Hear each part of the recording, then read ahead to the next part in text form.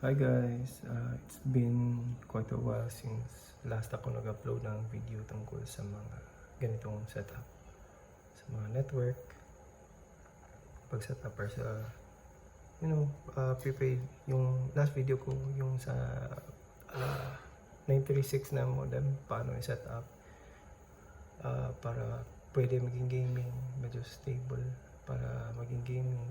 Tapos yung iba pang follow-up videos ko. So, sorry kung hindi ako nakagawa agad ng follow-up sa ibang natutunan ko. So, sa nakikita nyo dito, freshly reformatted na PC ito. Gusto ko ituro sa inyo kung paano maglagay ng DNS sa PC.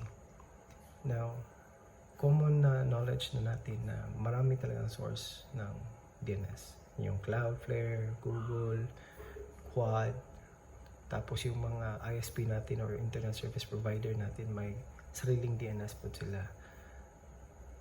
Now, ang gagamitin natin dito is ang Cloudflare. Kasi sa aming location, malakas si Cloudflare. So, yan yung ginagamit ko. As for other people out there na gusto mo gumamit ng mga Cloudflare or ano bang DNS, before kayo gumamit ng mga DNS, dapat gamitin nyo muna ang GRC benchmark. Nasa video ko yun, last video.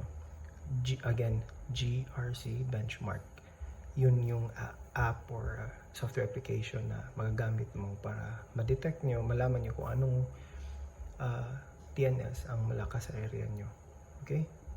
Hindi kayo pwede basta-basta gumamit na lang ng DNS na kung feel nyo kasi malakas to. Hindi, malakas yung DNS kapag yan yung malapit sa inyo.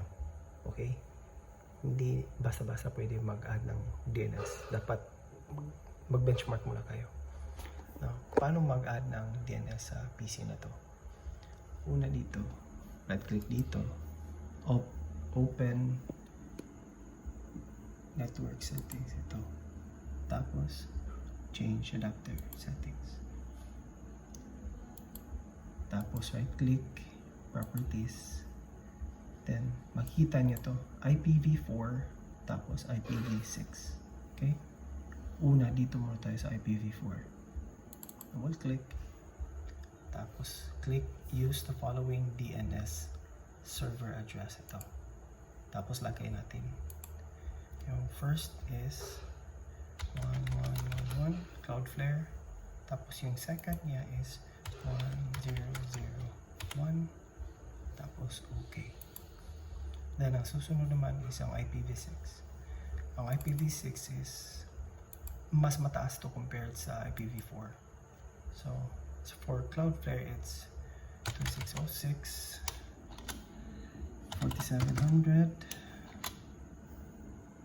4700 111. Tapos highlight,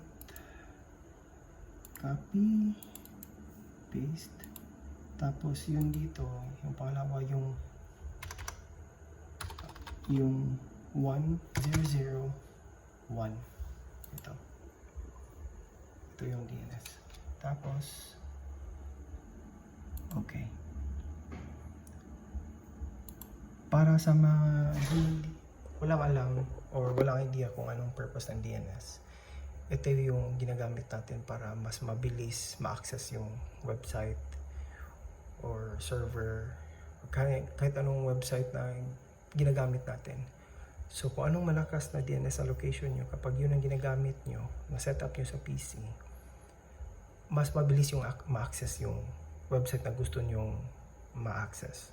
Facebook, YouTube, mas mabilis ang yung response doon. Tapos, unless if wala problema sa internet connection, considering wala kayong issue sa internet connection, ha? So, yan lang for now. Hopefully, this video helps for those who wants to set up DNS on their PC. So, salamat! And please do check my other videos for other information.